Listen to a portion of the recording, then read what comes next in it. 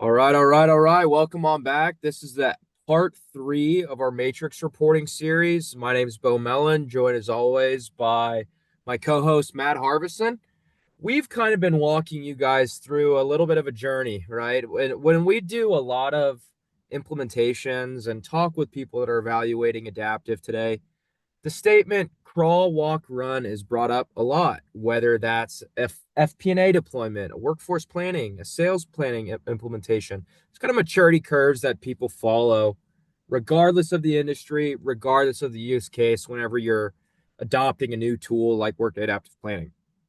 Now, that is for an overarching implementation, but I like to think that in this kind of three-part series, we're also crawling, and then last episode we were walking. Today's episode we're going for a run. So we've covered the basics, right? How you guys make a report.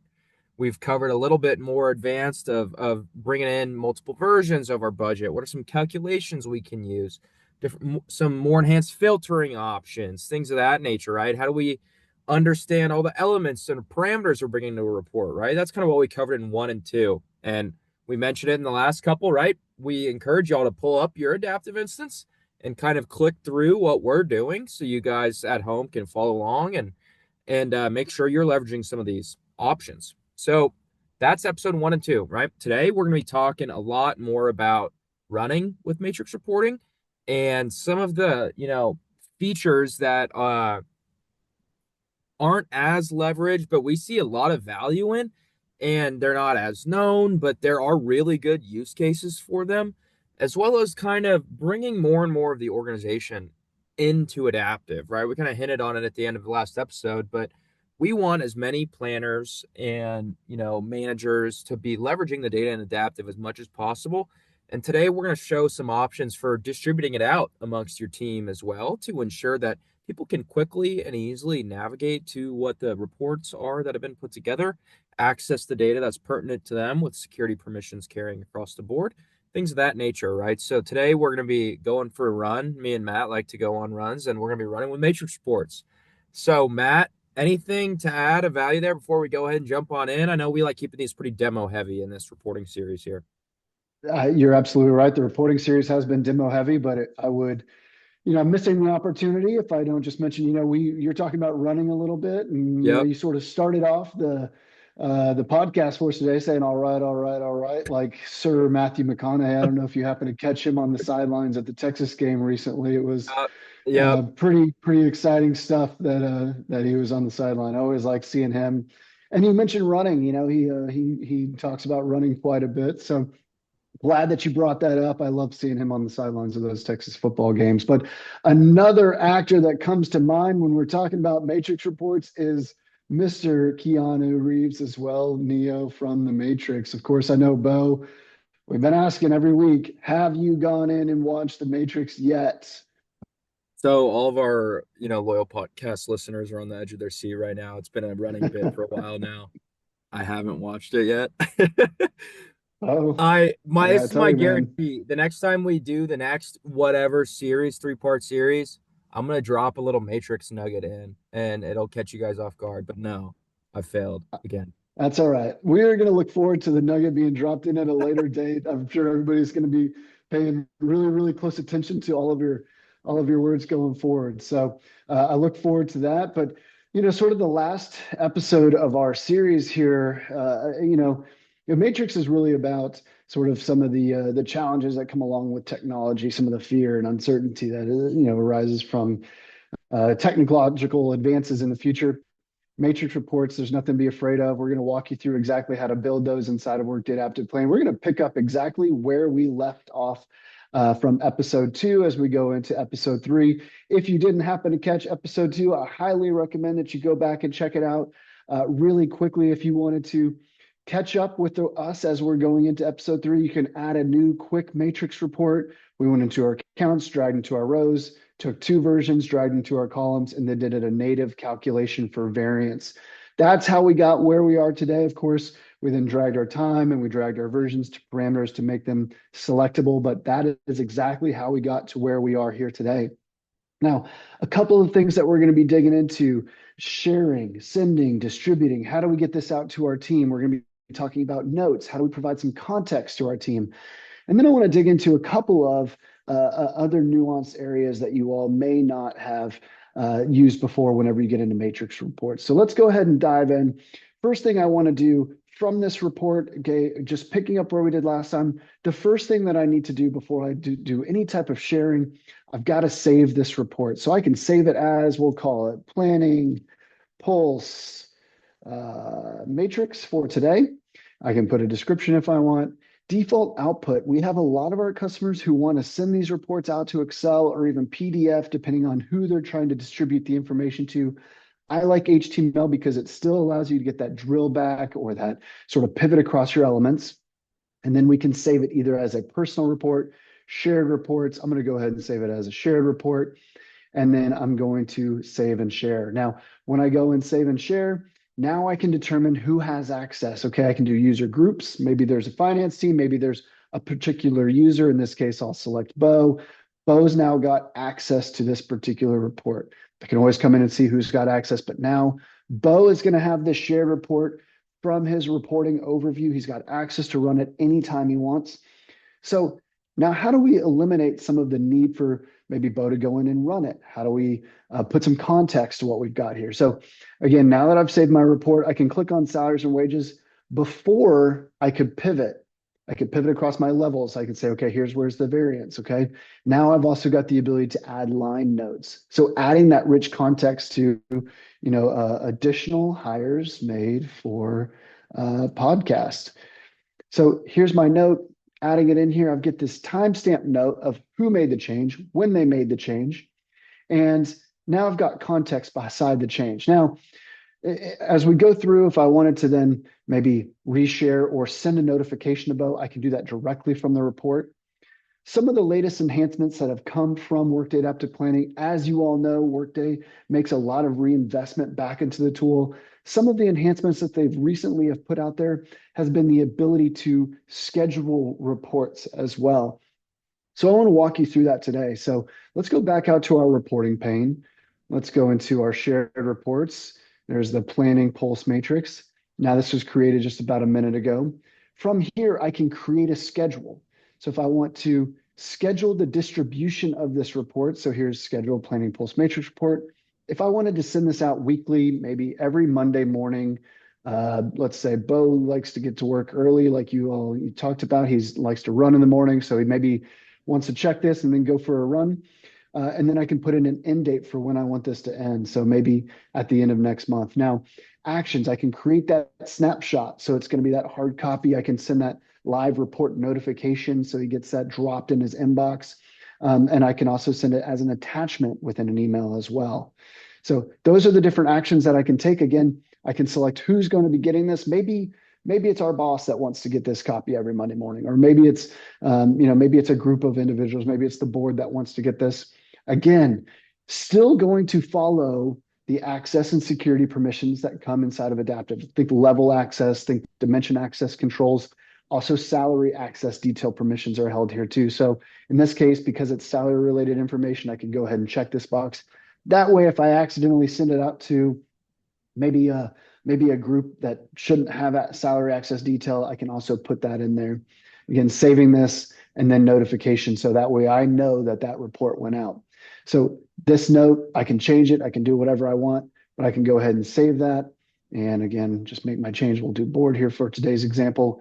And then I can save this report to be scheduled for us. So now I can automate the scheduled send of reports to our users. I don't have to rely on Beau going in and knowing that he's got to go to the shared folders and refresh that report or open that report brand new. So one of those really neat features that have come out is scheduled reports. Now, let's say you're working through reports and you're you again starting to distribute to the team, and something that comes up is maybe we've got this report, but Beau wants to add maybe a little bit more color to what we're seeing. Okay, maybe it's hard to know that there's been a change inside the variance column.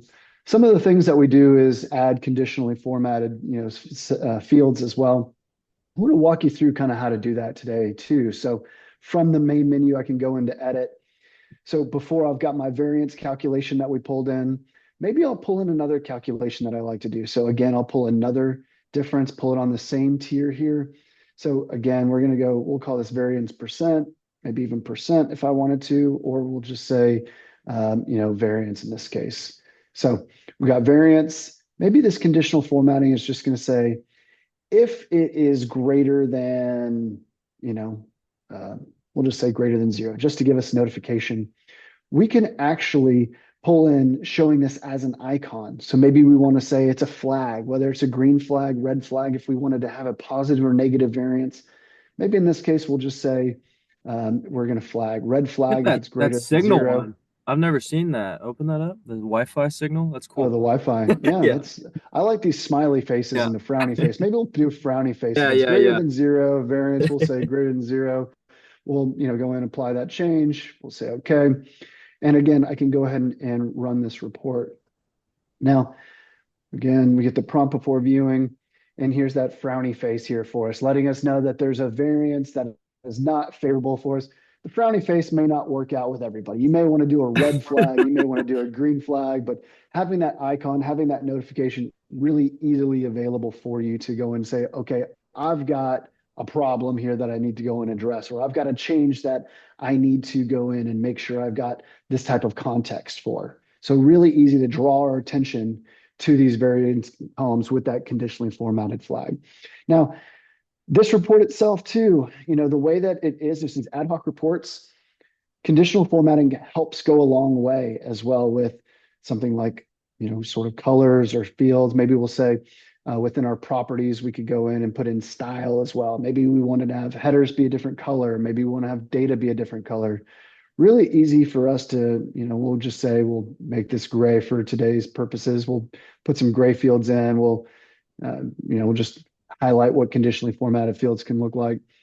So again, being prompted, my comparison version. Now you can pull in conditionally formatted fields. Now, gray obviously does not look great whenever you do just on the data, but think about putting colorful column headers in here. Maybe you've got your corporate colors that you wanted to bring in. You could pick hex colors. You could, you could always think of blue or carrot orange for Workday, whatever it may be that you want to include. You can actually have those different color fields behind your headers, down your columns, down your rows. So a lot of different options from a conditionally formatted perspective. So again, think about today's episode being less on report creation at first and more about distribution. So how do we make this report look good for our particular audience? Now, another way that we've started to distribute reports as well is a little bit beyond just scheduled notifications out to inboxes. So what Workday, again, with the reinvestment they're doing is actually allowing us to drop links to reports directly inside of our dashboards. So if we come in and we're building sheets and charts and graphs and dials, maybe we want to also have, our instruction box. So here's instructions for us to complete, but we can also insert a link to our report. So if I wanted to select that particular planning pulse matrix report and go ahead and include that in here, we can say instructions to view this report. So let me get in here. We'll say instructions, review this report after making personnel changes. Now, I know we've had a lot of podcasts, sort of episodes before where we've gone into creating and editing dashboards, but dragging our sheets on here, we can make our personnel changes and then go directly back into our report. So really easy to go from our dashboard, from our output where our users are involved, directly into our reporting framework as well. So from the dashboard or where our planners are, directly into the reporting information. Beau, in terms of how we get reports to our users, scheduled reports, snapshot reports inside of dashboards, how do you most commonly see folks bringing reports to the audiences or to their audience? Yeah, I would say something that's pretty common that I've seen with a lot of our customers today is in the reports back end. Matt kind of hit on a little bit, all those shared reports. A lot of power users kind of make folders and share a certain folder with, maybe it's your finance team's group, maybe it's your HR team's folder, whatever it is, right? That's one pretty common way. I think more and more people are starting to adopt a lot of the in-tool sharing functionality of clicking the little share button at the top Matt reached on. Scheduling is something I keep hammering home to more and more customers, right? They're constantly releasing, new stuff twice a year. And so we want to make sure people are doing the in-tool scheduling and sharing. That's probably the best way. So I think a lot of the times it's shared reports. Some of them are starting to leverage the sharing functionality. Now, the last part you showed is whenever I'm demoing to people, a lot of times I show the link of a report inside of a dashboard, and people didn't know that. So I thought that was a really good uh, feature that you touched on too, because we can just send everybody to one place. They can access and navigate whatever they need there as well. Yeah. Yeah. When you think about how to use reports inside of Adaptive, it's we want to create, we want to get it to the team. We want to make sure we have all of our team members getting all of the information that they need in order to perform their job. A lot of times we have those conversations, Bo. It's like we're putting more time into data gathering than we are into the actual analysis of data. So by generating reports, by generating reusable reports, something we can come in and just, okay, here's what our version was. Maybe we want to look at it for Q2 or Q3 instead of doing just a full fiscal year. Just having that framework in place, but also setting up that sort of automated distribution sequence, letting people know, hey, you've got access to all the information that you need. Just go out there, sort of open the report, and then you can start to make some decisions. So scheduled reports, whether it's going through the dashboards again or through scheduling reports directly to email is an incredibly valuable tool that we've got. Now, I know this kind of wraps up distribution to our team, but as we are in the Matrix Report mini series, we did ask you all to submit some questions. One of our loyal listeners, Emily out there, asked us a question specifically around custom calculations within reports. Mm. We hit on it a little bit in the second episode, so I wanted to sort of circle back to that and talk a little bit more about those custom calculations just for a moment here. When we think about building reports. A custom calculation for us is just like our calculation sort of builder inside of our models, inside of our modeled sheets or cube sheets. So I wanted to walk through that inside of a matrix report. So as an example, I'm going to go ahead and open up my modeled sheets or my accounts within my modeled sheets. I always like this example of maybe something like monthly salary and then partial headcount. So I'm going to take these two, and what I'm going to do in my elements is I'm going to do a calculation for a custom calculation, monthly salary, partial headcount. I want my calculation, we're going to go into the formula assistant.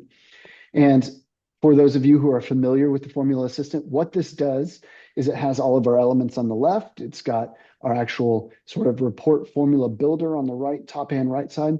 But I've got the ability to leverage all of this sort of help information across the top. And we're going to have Formula Assistant in a later featured episode for us as we get into having a lot of our customers wanting to build their own formulas. We found that this would be a very helpful series. But for today's purposes, what we're going to say is we're just going to take this divide. We're going to insert this into the formula. I could have typed this in if I wanted to, but what I want to do is I want to take monthly salary and I want to divide it by partial headcount so I can get cost per FTE.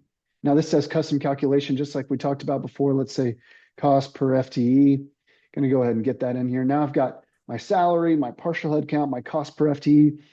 And again, let's put some context to it, right? So let's get into our versions. Let's get into our planning pulse version. I'm going to put it in my filters for us today. And then time. Again, time for us. Let's just pick a particular time period. We'll do Q1 2025. So now I've got Q1 2025. We're going to be looking at sort of cost. And since I'm doing monthly salary, let's just go ahead and make it a particular month. Let's make it January 2025. I'm going to go run this report here for us. Now we can see I've got monthly salary amounts, I've got partial headcount amounts, and then I've got my cost per FTE.